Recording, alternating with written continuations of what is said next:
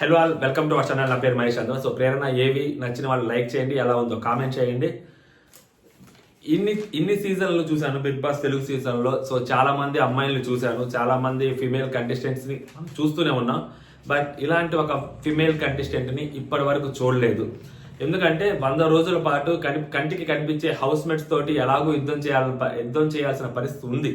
వాళ్ళతో యుద్ధం చేస్తూనే కంటికి కనిపించని బిగ్ బాస్ టీం తోటి, ఆమె కంటికి కనిపించని బయట ఎంతో మంది రివ్యూయర్స్ తోటి ఆమె ఆట తీరుతో ఆమె యుద్ధం చేసిన విధానం ఏదైతే ఉందో అది నిజంగా అసలు నెక్స్ట్ లెవెల్. ఎందుకంటే ఒక అమ్మాయి ఎదుగుతుంటే ఆ అమ్మాయిని తొక్కడానికి బయట చాలా మంది ప్రయత్నిస్తూనే ఉంటారు. దానికి బిగ్ బాస్ హౌస్ ఏమి అతీతం కాదు. ఆ అమ్మాయి గేమ్ ఆడుతుంటే కనీసం ఆ అమ్మాయిని ఎంకరేజ్ చేయడం కోసం కూడా బిగ్ బాస్ ఒక మాట మాట్లాడలేకపోయాడంటే, అంటే నిఖిల్కి జెంటిల్ మ్యాన్ అని, నబీల్కి వెల్ ప్లేడ్ అని, అవినాష్కి ఎంటర్టైనర్ అని, గౌతమ్కి సోలో బాయ్ అని చెప్పిన బిగ్ బాస్ ఆ అమ్మాయి ఆట తీరుకి ఒకే ఒక అమ్మాయి అంతమంది అమ్మాయిల్ని క్రాస్ చేసుకుంటూ, అంతమంది అబ్బాయిల్ని దాటుకుంటూ టాప్ 5లోకి వచ్చిన ఒకే ఒక అమ్మాయిగా బిగ్ బాస్ గుర్తించినప్పటికీ కూడా ఆ అమ్మాయిని కనీసం లేడీ టైగర్ అనే బిగ్ బాస్ అనడానికి నోట్లోంచి మాట రాలేదంటే అక్కడ అర్థమవుతుంది ఆ అమ్మాయి మీద బిగ్ బాస్ కి ఎంత ప్రేమ ఉందనేది క్లియర్గా ఎవిడెంట్గా అర్థమవుతుంది అనమాట. సో నేను అంటున్నా ప్రేరణ లేడీ టైగర్. సో మీరు కూడా అదే కామెంట్ చేయండి, ప్రేరణ #ప్రేరణ లేడీ టైగర్ అని. ఒక అమ్మాయి దట్టు పెళ్ళైన ఒక అమ్మాయి హౌస్లోకి వచ్చినప్పుడు సో అమ్మాయికి కొన్ని లిమిటేషన్స్ ఉంటాయి. సో కొన్ని పర్మిటేషన్స్ ఉంటాయి, ఇలా ఉండాలి, ఇలా బిహేవ్ చేయాలి, ఇలాగే ఉండాలని. దాన్ని దాటి ఒక అమ్మాయి, ఆ అమ్మాయి అల్లరి, అమాయకత్వం, అందానికి తగ్గట్టు కొద్దిపాటి పొగరు తో ఒక అమ్మాయి కేవలం తన మాటల బలంతోటే కాకుండా తన బుద్ధి బలంతో, తనకున్న కొద్దిపాటి కండబలంతో ఒక అమ్మాయి ఇన్ని రోజులు ఫైట్ చేసుకుంటా వచ్చి కొన్ని చోట్ల ఈక్వల్ టు మెన్ టాస్క్ ఆడి, మరికొన్ని చోట్ల వాళ్ళకంటే ఇంకొంచెం ఒక స్టెప్ ఎక్కువ వెళ్ళి ఆడి గేమ్ ఆడి సర్వైవ్ అవుతూ నామినేషన్స్ దగ్గరికి వచ్చేసరికి తన గురించి తప్పుగా మాట్లాడిన ప్రతి ఒక్కరిని, తన గురించి తక్కువ చేసి మాట్లాడిన ప్రతి ఒక్కరికి సో అదే రేంజ్లో వాళ్ళని మాటలతోటి కొట్టే వాళ్ళని చాలా తక్కువ మంది చూస్తూ ఉంటాం. చేతులతోటి కొట్టే వాళ్ళని చూసాము, చెప్పులతోటి కొట్టే వాళ్ళని చూస్తాం, కానీ మాటలతోటి కొట్టే వాళ్ళని చాలా తక్కువ మంది చూస్తాం. అది ఆన్ పాయింట్ కొట్టే వాళ్ళని చాలా తక్కువ మందిని చూస్తాం. ఆ తక్కువ మందిలో క్లారిటీగా మాట్లాడే ప్రతి మాట, చెప్పే ప్రతి పాయింట్ నామినేషన్లో క్లారిటీ మెయింటైన్ చేసే ఏకైక కంటెస్టెంట్ బిగ్ బాస్ 8లో ప్రేరణ కంబం. ఎంతో మంది ఫ్రెండ్షిప్ అని, మరెంతో మంది వాళ్ళ అవసరాల కోసం క్లోజ్ అయ్యి ఆ అమ్మాయి వెనక గోతులు తీసిన వాళ్ళు చాలా మంది ఉన్నారు. సో తేజ లాంటి వాళ్ళని చూసాం మనం. సో అమ్మాయితో క్లోజ్గా ఉంటేనే అమ్మాయి వెనక ఎన్ని గోతులు తెవ్వారో, సో అమ్మాయిని బ్యాడ్ చేయాలి అంత ట్రై చేశాడు. అండ్ ఇంకొక మాట చెప్తున్నాను ఆన్ సీరియస్ నోట్, నలుగురితో ఉన్న ఆ అమ్మాయి ఎప్పుడు ఒంటరిగానే ఉంటుందబ్బా. చూడ్డానికి నలుగురు ఫ్రెండ్స్ లాగా కనిపిస్తారు, నిఖిల్, పృథ్వీ, యష్మి, ప్రేరణ. బట్ ఆ నలుగురిలో కూడా ఈ అమ్మాయి ఎప్పుడు ఒంటరిగానే ఉంటుంది. నిజంగా ఆ అమ్మాయి బిగ్ బాస్ హౌస్లోకి అడుగు పెట్టిన దగ్గర నుంచి ఇప్పటి వరకు ఆ అమ్మాయి ఒంటరి ప్రయాణమే చేసింది. ఫస్ట్ మెగా చీఫ్ అయ్యే అవకాశం వచ్చినప్పుడు, అలాంటి ఛాన్స్ వచ్చినప్పుడు ఆ అమ్మాయికి హౌస్ మేట్స్ అందరూ సో వేరే వాళ్ళు కొంతమంది అమ్మాయికి సపోర్ట్ చేసిన, సో ఎవరైతే సపోర్ట్ చేస్తారో అని అనుకున్నారో వాళ్ళే సపోర్ట్ చేయక ఆ అమ్మాయికి సో వేరే వ్యక్తి మెగా చీఫ్ ఇవ్వాలి అని చెప్పినప్పుడు ఆ అమ్మాయి కంప్లీట్గా ఓకే ఎవరు లేరు, నేను ఒంటరిగానే గేమ్ ఆడాలి అని చెప్పి ఆ అమ్మాయి ఫిక్స్ అయింది. సో చాలా మంది ఇప్పుడు మాట్లాడుతుంటారు, ఆ అమ్మాయి ప్రేరణ చూసావా వాళ్ళ ఫ్రెండ్స్కి అందరికీ కావాలని చెప్పి నామినేట్ చేసింది, కావాలని చెప్పి వాళ్ళ ఒంటరి అని నిరూపించుకోవడం కోసం, సింగిల్గా ఆడుతుందని చెప్పడం కోసం, సో వాళ్ళందరితో అమ్మాయి కావాలని ఉండకుండా వేరే వాళ్ళతో ఉంటుంది అని ఎవరైతే మాట్లాడుతున్నారో వాళ్ళందరికీ మొదటి మెగా చీఫ్ అయ్యే అవకాశం వచ్చినప్పుడు సో నిఖిల్ అవ్వచ్చు, పృథ్వీ అవ్వచ్చు, వాళ్ళిద్దరూ స్టాండ్ తీసుకున్నది ఆపోజిట్లో స్టాండ్ తీసుకున్నప్పుడే ఆ అమ్మాయికి అర్థమైంది ఓకే మనం ఒంటరిగానే గేమ్ ఆడాలి, మనం సోలోగానే గేమ్ ఆడాలని. సో అక్కడి నుంచి ఆ అమ్మాయి సోలోగా గేమ్ ఆడుకుంటూ వచ్చింది. కొన్నిసార్లు పడింది, కొన్నిసార్లు లేచింది, గట్టిగా నిలబడింది కూడా ఆ అమ్మాయి. మెగా చీఫ్ అయిన దగ్గర నుంచి ఆ అమ్మాయి కొంచెం స్ట్రిక్ట్గా ఉండి మైక్రో మేనేజ్మెంట్ చేసి సో మన ఇల్లు ఎవరైనా బంధువులు వస్తున్నారు అంటే ఫ్యాన్లు తుడుచుకుంటాం, బాత్రూమ్లు కడుక్కుంటాం మన ఇళ్లలో. సో అదే అమ్మాయి వేరే ఫ్యామిలీస్ గెస్ట్స్ వస్తున్నారు, సో మన ఇల్లు అందంగా ఉండాలి అని చెప్పి వాళ్ళకి చెప్పి వాళ్ళ చేత పనులు చేయించుకుంటే అది మనకి మైక్రో మేనేజ్మెంట్ లాగా కనిపించింది. ప్రతిసారి ప్రతి చోట ఏ అమ్మాయి అయినా కానీ వాళ్ళ ఆత్మాభిమానాన్ని ఎవరు తగ్గించుకోవాలి, ఎవరు వేరే వాళ్ళ కింద బతకాలని ఎవరు అనుకోరబ్బా. సో ఆ అమ్మాయి కూడా ఆ అమ్మాయిని తక్కువ చేసి మాట్లాడిన ప్రతిసారి అమ్మాయి గట్టిగా మాట్లాడుద్ది. ఆ అమ్మాయికి తప్పు అనిపించిన ప్రతిసారి అమ్మాయి క్వశ్చన్ చేస్తుంది. ఆ అమ్మాయికి ఆ రైట్ ఉంది హౌస్ లో. సో దాన్ని కూడా మనం మర్చిపోయి అమ్మాయి వాయిస్ ని మనం అమ్మాయి పెద్దగా అరుస్తుంది, మొహం ఎక్స్ప్రెషన్స్ వేరేలాగా పెడుతుంది. ఎక్స్ప్రెషన్స్ గురించి, ఆ వాయిస్ రేజ్ చేసే దాని గురించి, ఆ ఎంత వాల్యూమ్ లో రేజ్ చేస్తుంది అనే దాని గురించి పట్టించుకుంటున్నారు. కానీ అమ్మాయి రేజ్ చేస్తున్న పాయింట్ ఏంటి, అమ్మాయి మాట్లాడుతున్న పాయింట్ ఏంటి అనేది ఎవ్వరు పట్టించుకోవాలి. ప్రతి ఒక్కరూ ఆ సీతాఫలం గురించి, సీతాఫలం తింటే ఏమైంది అని అందరే మాట్లాడుతున్నారు తప్పితే, సో ఆల్రెడీ 3 సీతాఫలాలు తిన్నాడు, మిగిలిన 1 సీతాఫలం నలుగురు పంచుకోవాలి, సో అది తినడం తప్పు, అలా ఎలా తింటాడు అని ఆ అమ్మాయి క్వశ్చన్ చేస్తున్న విధానాన్ని ఎవరు మాట్లాడలా. అమ్మాయి సిగ్గు లేకుండా అనింది, ఎలా తింటావు అని అడుగుతుంది. 1 సీతాఫలకి ఏమైంది? 1 సీతాఫలం డజంట్ మ్యాటర్ కాదు కదా. సో ఆ అమ్మాయి క్వశ్చన్ చేసేది ఏంటి, అలా ఎలా తింటావు అందరికి లేకుండా, అందరి కోసం అమ్మాయి మాట్లాడుతుంది. సో అందరి కోసం అమ్మాయి మాట్లాడేదాన్ని ఎవరు గుర్తించలేదు. సో కేవలం అమ్మాయి గౌతమ్ని అరుస్తుంది, అమ్మాయి గౌతమ్ మీదకి పగ పెట్టుకుంది, అమ్మాయి గౌతమ్ని అలాగే కించపరుస్తుంది, ఇలా థాట్లో ఉన్నారు తప్పితే అందరి కోసం అమ్మాయి ఒక్కటే మాట్లాడుతుంది, అమ్మాయి గట్టిగా ప్రశ్నిస్తుంది అని ఎవరు పట్టించుకోవాలా. ప్రేరణ గురించి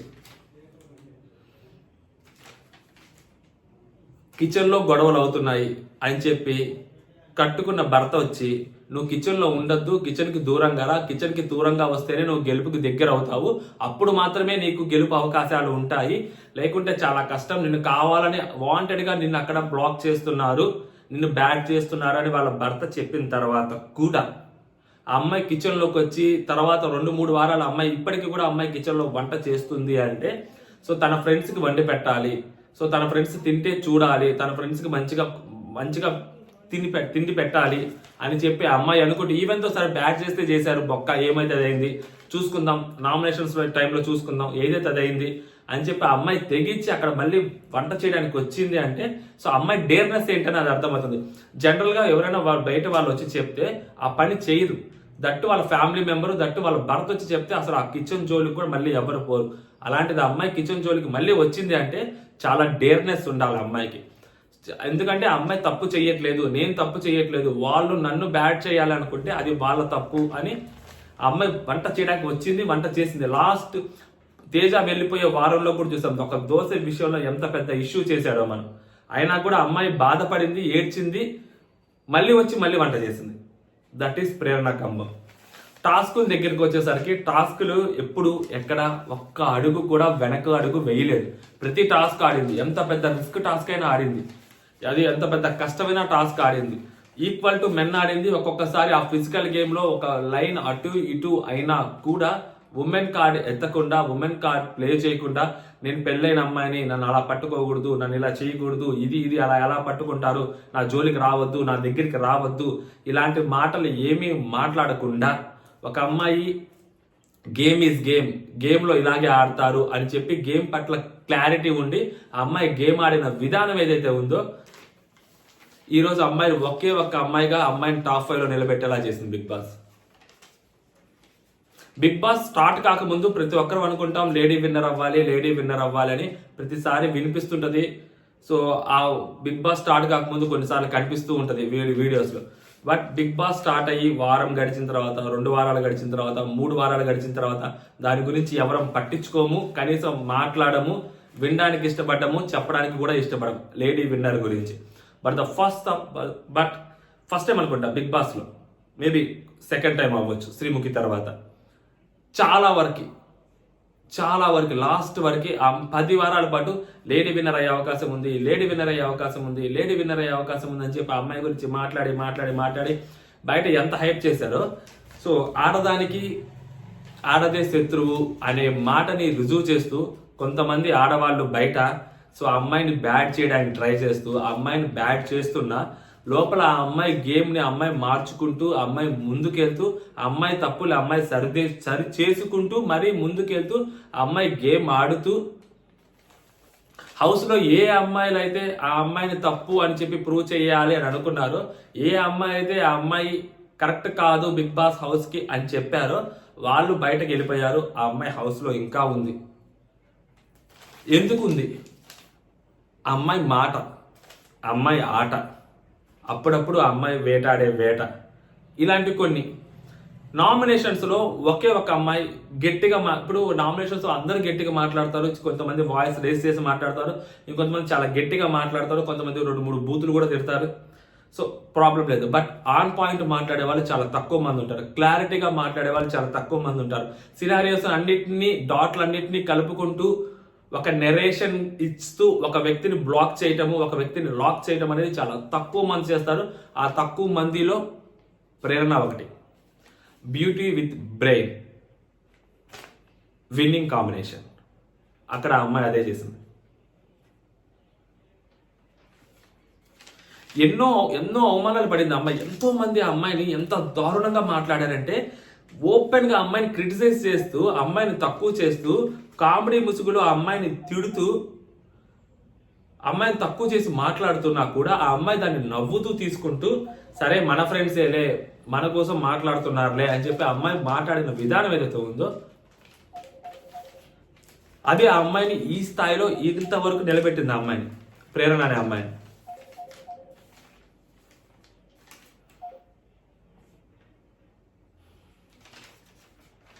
సో అలాంటి ప్రేరణ గురించి బిగ్ బాస్ ఏమన్నాడు? ప్రేరణ, నిన్నకి నేటికి రేపటికి తేడా మనిషి సాధించే మార్పే, నిరంతరం నేర్చుకునే గుణం నిలబెడుతుంది, అంతా నేనే అనే అహం పడగొడుతుంది. అంతా నేనే అనే అహం పడగొడుతుంది. సో మనల్ని మనం మార్చుకుంటూ, సో మనం ముందుకు వెళ్తుంటే అదే ఆ మార్పే మనల్ని నిలబెడుతుందని చెప్పారు. అమ్మాయి నిజంగా మార్చుకుంటూ వచ్చింది. నేనే గొప్ప, నేనే తోపు, నేనే తురుమని ఎక్కడ తగ్గాల్సిన చోట తగ్గింది, మాట్లాడింది. సందర్భోచితంగా మిమ్మల్ని మీరు మార్చుకున్న తీరే మిమ్మల్ని ఈ రోజు ఈ స్థానంలో నిలబెట్టింది. పసిపాప లాంటి అమాయకత్వంతో ఈ ఇంట్లోకి మీరు అడుగుపెట్టిన తీరు మిమ్మల్ని అందరికీ దగ్గర చేసింది. కానీ వారు మీకు నేర్పిన గుణపాఠాలే స్నేహం నుంచి ఆటని వేరు చేసే నైపుణ్యత మీకు నేర్పించాయి. ప్రేరణ బిగ్ బాస్ ఇంట్లో మీరు ఒక ఫస్ట్ బెంచర్. నియమాలను, బిగ్ బాస్ సూచనలను తూచా పాటించడంలో మీ తర్వాతే ఎవరైనా. ఆ విషయమే మిమ్మల్ని అందరికీ శత్రువుని చేసింది. బిగ్ బాస్ పాయింట్లు ఆన్ పాయింట్, ప్రతిదీ అక్కడ టాస్క్ పేపర్లో ఉన్నది ఉన్నట్టు జరగటం కోసం అమ్మాయి ఎంత దూరమైనా వెళ్ళేది. అది ఎలిమినేషన్ రౌండ్ అయినా పర్లేదు, లేదా నామినేషన్ అయినా పర్లేదు అని చెప్పి డేర్గా వెళ్ళే అమ్మాయి ఈ అమ్మాయి. రూల్స్ పాటించాలంటే ప్రేరణ తర్వాత అని బిగ్ బాస్ కూడా చెప్పాడు.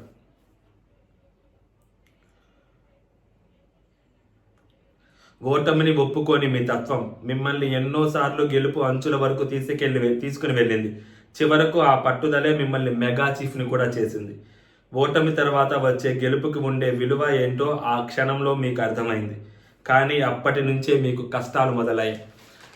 ఎన్ని కష్టాలు అనుభవించిందంటే ఆ అమ్మాయి నిజంగా మెగా చీఫ్ అయిన వారం. సో ఇంకొక లైన్ ఉంటే డిప్రెస్ అయ్యేవాళ్ళు, ఎలిమినేట్ అయిపోతారనే వాళ్ళు, పక్కకు వచ్చేసేవాళ్ళు. నాకొద్దు దేవుడా, ఇంకా నేను ఈ కిచెన్లోకి రాను, నేను ఈ జోలికి వెళ్ళను, నేను ఈ మనుషులతోటి ఉండను అని చెప్పి పక్కకు వచ్చేస్తారు. బట్ ఆ అమ్మాయి అయినా డేర్ చేసి వెళ్ళిందంటే, సో ఎక్కడ పోగొట్టుకున్నామో, ఎక్కడ తప్పు జరిగిందో అక్కడే మళ్ళీ దాన్ని సరిదిద్దుకోవాలి, అక్కడే మళ్ళీ మనం ప్రూవ్ చేసుకోవాలి అని ప్రేరణ మళ్ళీ కిచెన్లోకి వెళ్ళడం, మళ్ళీ అలాంటి పనులే చేయటం ఏది చేసిందో అది అమ్మాయి డేర్నెస్.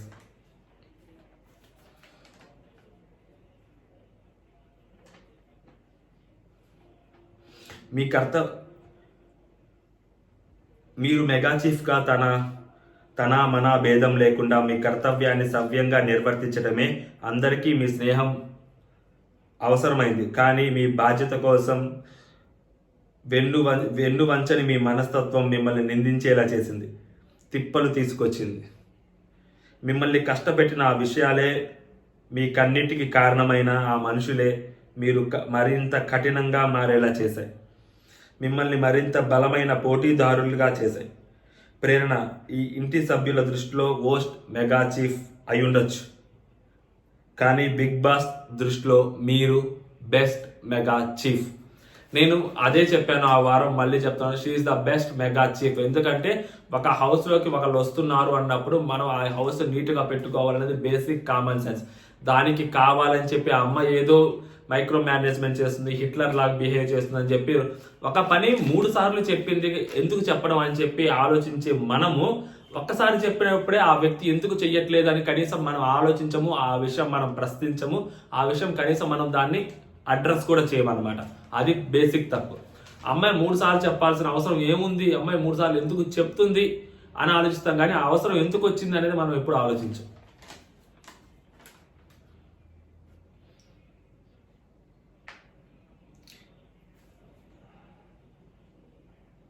తప్పు నిజంగా జరిగితే, సరైన కారణాలు ఉంటే, అది మీ స్నేహితులైనా సరే మీ నామినేట్ చేయడానికి మీరు వెనకాడలేదు.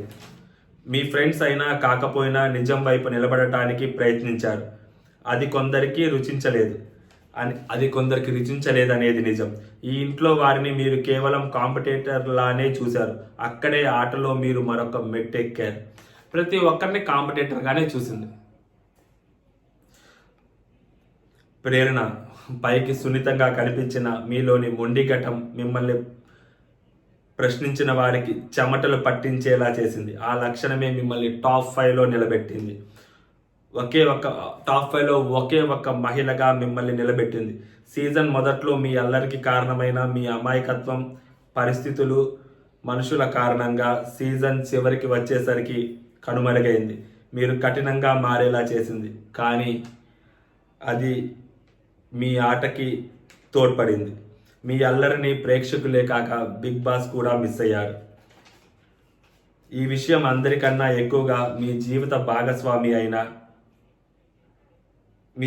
భాగస్వామికి తెలుసు. ఎందుకంటే మీ దాంపత్యంలోని అల్లరి మీరే. పెళ్లి దేనికి అడ్డు కాదని, పెళ్ళైన మహిళలు కూడా ఎంతో సాధించొచ్చని, మీ ప్రయత్నంతో ఎంతో మందికి ప్రేరణగా నిలుస్తారని బిగ్ బాస్ ఆశిస్తున్నారు.